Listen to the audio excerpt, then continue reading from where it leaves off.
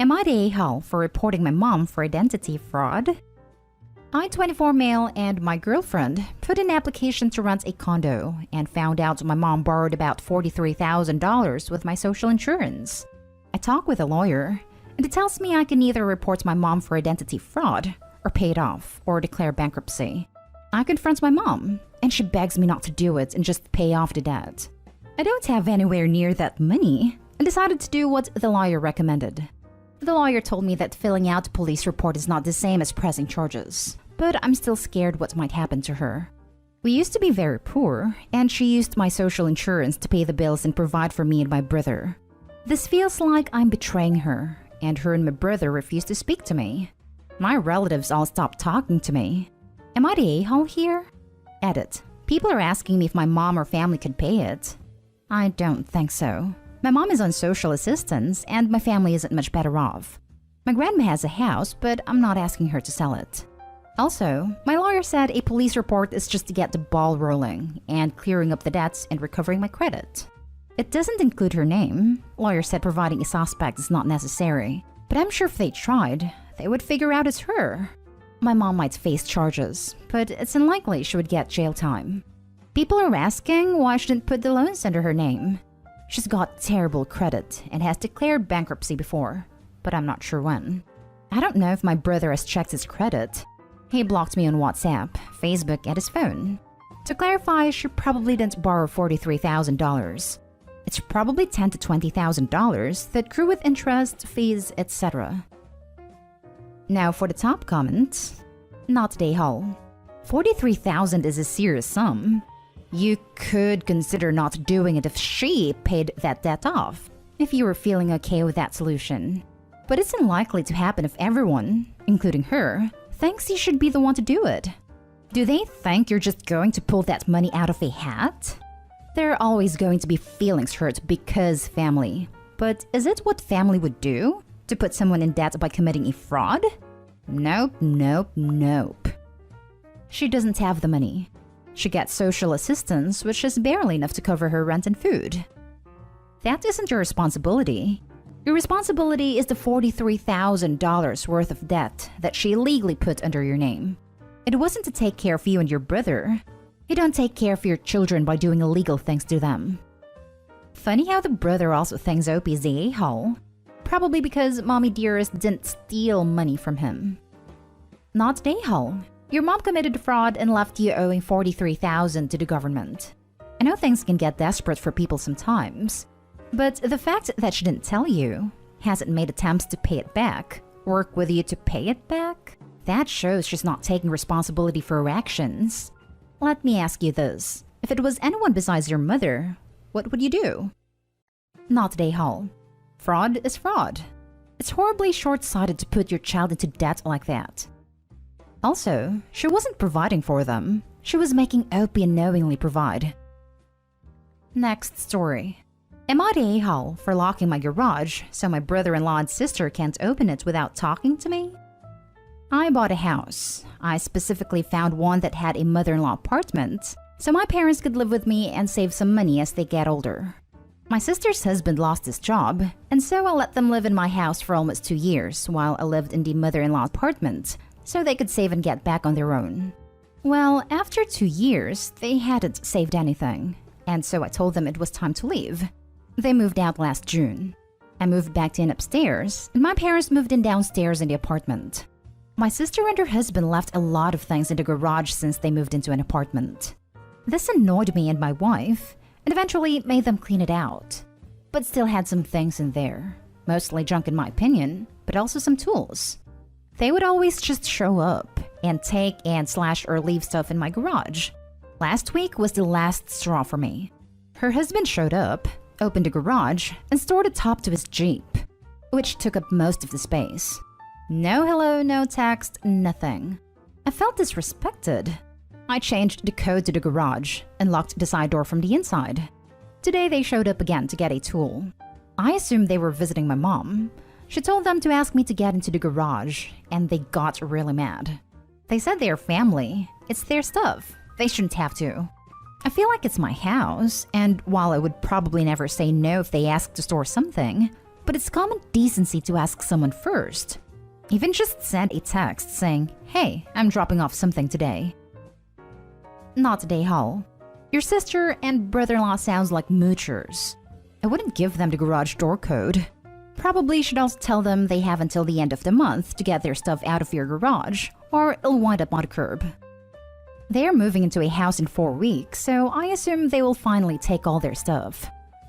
That's good, but don't assume they will. Maybe drop a hint, like by telling them, "Now that you are getting your own place, you can get all your stuff out of my garage finally." Not today, Hull. It is time for them to take everything out and put it in storage. Inform them that they have 2 weeks to empty it out. After that, everything in there will be considered abandoned, and you will keep what you want and throw away the rest. I really thought this would be more controversial. I'm starting to not feel guilty at all about it. Not today, Hull.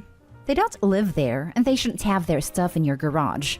You let them stay 2 years rent-free, and they show no appreciation and squander the opportunity. You've done enough for these people. Pick a date and say they have to come get their stuff on this day. All of it. After that, it's going to the dump. Not today, Hull. In my family, we all share. My sister has left her tires in my garage, and my parents have stored my stuff, and so on.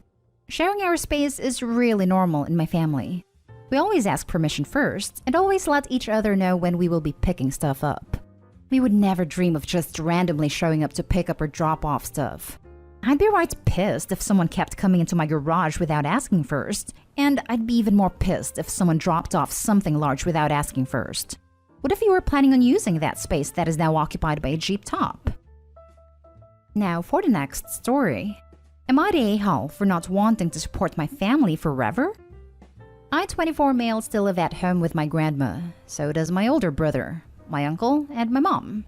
For my whole life, we've kind of just helped each other out with everything financially. Even since I've been an adult, they have helped me with a ton. Only in the last year or so have I realized how awful this is, and decided to work on getting my own place. They were also used to this way of living that there's no way any of them besides my grandma could make it on their own. I, for one, am sick of it and want to be independent. So I stopped smoking cigs and grass and stopped giving them any extra money and have been saving literally every extra dime I have and just finally got a car.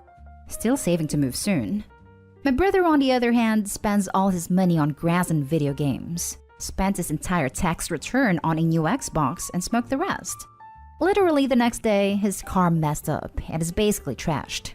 After about a week of taking him to and from work every morning immediately after getting off of my job, I ask him if he's been looking at any cars, and he says, "No, you have a car.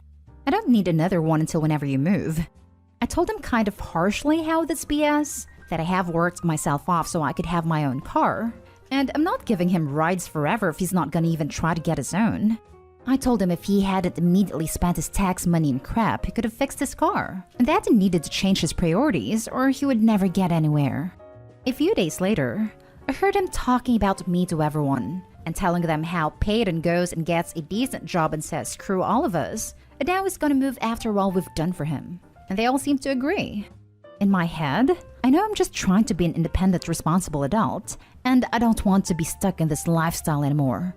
I feel like such a loser because of the way my home life is, and I want to get out before I end up like them, a fully grown 30-plus-year-old adult living with grandma. But my anxiety-riddled brain makes me feel so guilty about betraying them. Sorry for the length, and if this isn't very well written.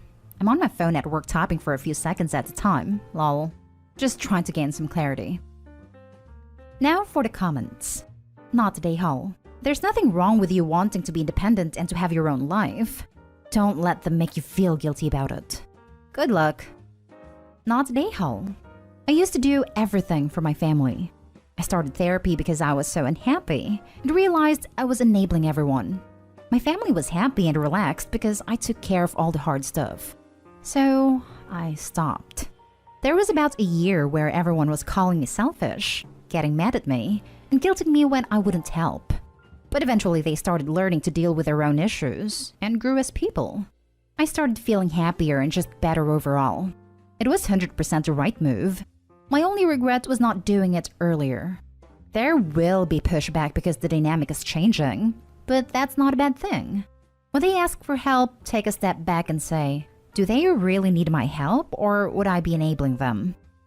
Not day haul. You've quit doing things that were costing you extra money, and at least one that will help your health long term, and are working hard to better yourself and your life. This is a good thing. Telling your brother he needs to get his car situated before you move is smart. It sounds like your family's happy where they are and how they live, and that's fine. Make it clear you're not judging. You just want something different. Not day haul. Since I come from this kind of family, I think you should become familiar with the phrase, crabs in a bucket. Not that I've ever had a bucket of crabs in real life, but supposedly they will not let any of the other crabs escape. And if one makes a break for it, they'll grab his little crab legs and drag him back down. Your family will be angry and resentful, and they will badmouth you and try to use propaganda like, family doesn't do that.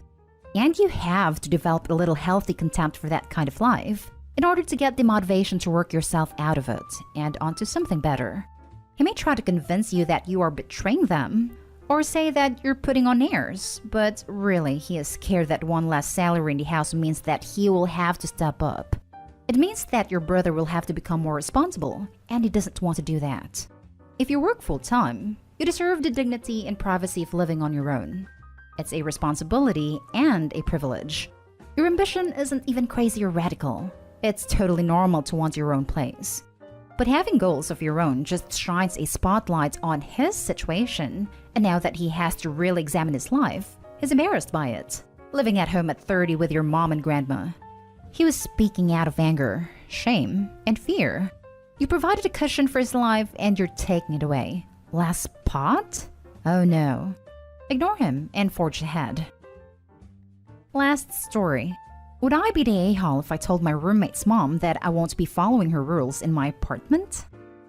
My roommate, who I'll call Emily, and I, both 21 female, are college students and we live in an off-campus apartment together.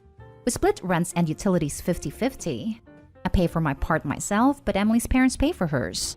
Emily's mom is a bit overbearing and has a lot of rules for our apartment. The main one being that no boyfriend are allowed to sleep over, as it's against her religion.